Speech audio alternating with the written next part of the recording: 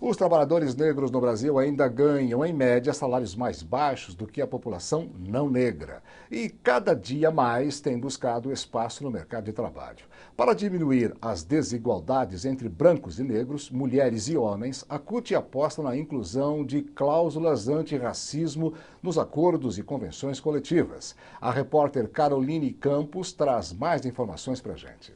A luta contra a discriminação racial no local de trabalho é uma das bandeiras da CUT. Segundo Rosana Silva, secretária de combate ao racismo da Central, o caminho para acabar com o preconceito passa pela formação dos trabalhadores. Nós temos também que trabalhar na formação do jurídico, dos sindicatos, dos advogados, para eles também poderem entender o que é questão racial, o que não é crime de injúria, e também quando os trabalhadores e trabalhadoras vier fazer a denúncia e vier procurar o sindicato, ele ser assistido para a gente também combater de forma dentro da base esses problemas de discriminação racial no local de trabalho. De 2002 a 2011, a taxa de desemprego da população negra na região metropolitana de São Paulo recuou de 23,6% para 12,2%.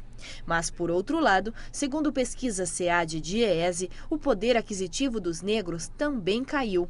Eles são maioria nos empregos informais e setores terceirizados. Tem empresas que têm 90% de negros e negras, mas com alta escolaridade, com curso superior, e não são promovidos. Eles continuam naquele mesmo patamar de serviços. Você pega essas grandes multinacionais, você tem o pessoal que é contratado da empresa, que faz o mesmo serviço, ganha 3, 4 vezes a mais, e esse contratado que é terceirizado, salário de média de R$ 780 a R$ 800 reais. No mês da consciência negra, os movimentos consolidam as ações e intensificam as lutas. Um dos maiores desafios é efetivar o acordo coletivo para o trabalho voltado à população negra. Para Rosana Silva, ainda há muito o que fazer. A gente tem feito conversa com os sindicatos, formação com a direção dos sindicatos para eles poderem entender o que é esse preconceito e como é que a gente trata isso dentro do local de trabalho e como é que a gente faz também dentro das nossas convenções com medidas efetivas. O Ministério da Cultura lançou hoje em São Paulo, em comemoração ao Dia da Consciência Negra, um pacote de editais para produtores culturais e artistas negros. Serão destinados R$ 10 milhões para a produção literária, de audiovisual e artística. Segundo a ministra Marta Suplicy, os editais têm o objetivo de aumentar a inserção do negro na cultura. A cultura é uma das principais formas de propagação da história de um povo. E é sobre isto que trata a segunda reportagem da série especial sobre consciência negra. A cultura de origem africana está pulverizada em todo o país e já se fundiu com a cultura brasileira. Na capoeira, na culinária, na religião, nos ritmos, são muitas expressões. São Benedito, ele é o nosso padroeiro.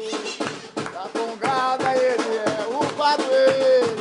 A Congada, por exemplo, mistura a coroação dos reis do Congo, a vida de São Benedito e de Nossa Senhora do Rosário e a luta do imperador romano Carlos Magno contra os mouros.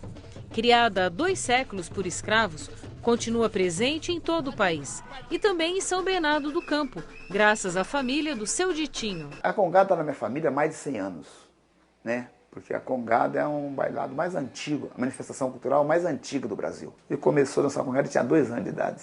Eu estou com 60.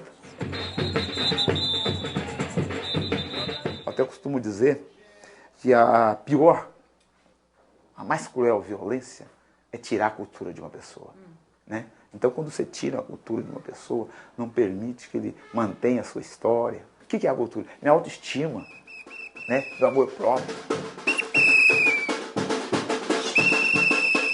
O negro não é só dança. O negro não é só da cintura para baixo. O negro tem que ser da cintura para cima também. Ele é capaz de pensar, né? Então você começa, né? Que nem hoje, por exemplo. Hoje nós somos uma Congada em movimento. Eu consigo ouvir um violino sem mexer o corpo. Mas ninguém consegue ouvir uma percussão sem não mexer o corpo. E quando se fala em percussão, não tem como não pensar na África. É lá que estão as raízes do trabalho do Bira Azevedo, do Grupo Experimental de Música de Santo André. A nossa cultura toda, a cultura brasileira, para mim ela está galgada na existência da cultura africana. Da cor, do cheiro, do swing.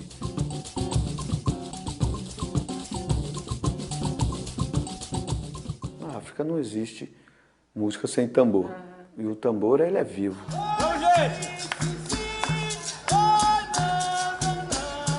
Aqui tocando essa coisa experimental, a base é africana. Mesmo que a gente desconstrua, desmanche, faça qualquer coisa, mas tem um teor de estar voltando, puxa mesmo. Hoje é difícil de entender, mas houve um tempo em que coisas de negro, como samba e capoeira, eram caso de polícia. Felizmente, este tipo de preconceito ficou no passado, mas o racismo persiste. E fica claro para o olhar estrangeiro, como do escritor moçambicano Mia Couto. Eu também vi racismos no plural no Brasil. O racismo começa quando eu construo a identidade do outro em função da sua raça, não é? E qualquer que seja a direção desta mensagem, desta atitude, é uma atitude, para mim, racista. Mia Couto nasceu branco num país onde 98% da população é negra. Nem por isso se considera menos africano. A grande batalha é perceber que cada pessoa é uma pessoa. E não há uma coisa chamada os negros, não há uma coisa chamada os brancos. Há pessoas. É você, é o resultado da sua história. Eu não me interessa se você, que raça você tem, que aspecto, que sexo tem. Há aqui uma pessoa que tem que se revelar. E esse caminho é um caminho que tem que romper essas classificações que são mais fáceis de fazer.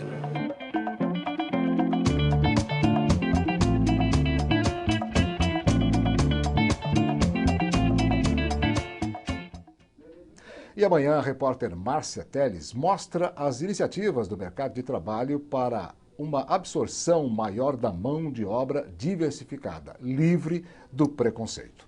Nós estamos aqui com Mafuane Odara e vai responder uma questão importantíssima para todos nós, Mafuane. O Mia Couto disse ali que não existe essa coisa de ser chamada negros ou brancos. O que é que você pensa a respeito disso?